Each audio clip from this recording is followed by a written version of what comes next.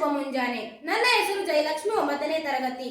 ಮುರಾರ್ಜಿ ದೇಸಾಯಿ ವಸತಿ ಶಾಲೆ ಹೆಬ್ಬಾಳ್ನಲ್ಲಿ ಓದುತ್ತಿದ್ದು, ಆಧುನಿಕ ಸರ್ವಜ್ಞ ಎಂದೇ ಪ್ರಸಿದ್ಧರಾದ ಡಿ.ವಿ. ಗುಂಡಪ್ಪನವರ 945 ಕಗ್ಗಗಳಲ್ಲಿ 10 ಕಗ್ಗಗಳನ್ನು ಪ್ರಸ್ತುತಪಡಿಸುತ್ತಿದ್ದೇವೆ.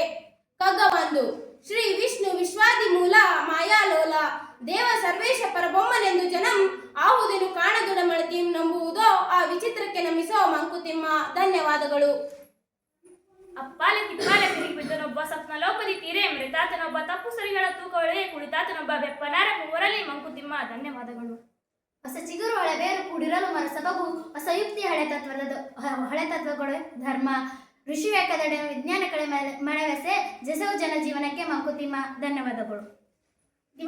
ದಿವಸಕ್ಕೆ ನಿಮಿಷಕ್ಕೆ ಭವಿಷ್ಯವ ಚಿಂತಿಸದೆ ಬದುಕು ನೂಕುತ್ತಿರಿ ವಿವರಗಳ ಜೋಡಿಸುವ ಯಜಮಾನ ಬೇರಿಯನು ಸವೆಸು ನಿಮ್ ಜನ್ಮವನ್ನು ಮಂಕುತಿಮ್ಮ. ಧನ್ಯವಾದಗಳು. ಪುಸ್ತಕದಿ ದೊರೆತರಿವು ಮಸ್ತಕದಿ ತಳೆದ ಮನಿ ಚಿತ್ತದ ಬೆಳೆದರಿವು ತರು ತಳೆದ ಪುಷ್ಪ ವಸ್ತು ಸಾಕ್ಷಾತ್ಕಾರವಂತರಿಕ್ಷಣೆಯಿಂದ ಶಾಸ್ತ್ರದಿಂದಲ ಮಂಕುತಿಮ್ಮ. ಧನ್ಯವಾದಗಳು. ತಿದ್ದಿಕೊಳ್ಳು ನಿನ್ನ ಜಗವ ತಿದ್ದುವುದಿರಲಿ ತಿದ್ದಿಕೆಗೊಂದು ಮಿತಿಯುಂಟು ಮರೆಯದಿರು ಉದ್ದ ನಿಮ್ ಬೆರಣಿದು ಬೆಳೆದಿಯ ಸಾಮಿಂದೆ ಸ್ಪರ್ಧಿಯ ತ್ರಿವಿಕ್ರಮಗೆ ಮಂಕುತಿಮ್ಮ. ಧನ್ಯವಾದಗಳು.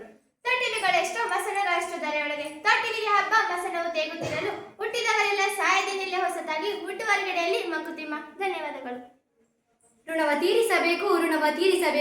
ಋಣವ ತೀರಿಸುತ್ತಾ ಜಗದಾದಿ ಸತ್ವವನ್ನು ಜನದಿ ಕಾಣುತ್ತದರೊಳ್ ಒಂದು ಗೂಡಲೇಬೇಕು ಮನೆ ಒಳಗೆ ಮಠ ನಿನಗೆ ಮಂಕುತಿಮ್ಮ. ಧನ್ಯವಾದಗಳು.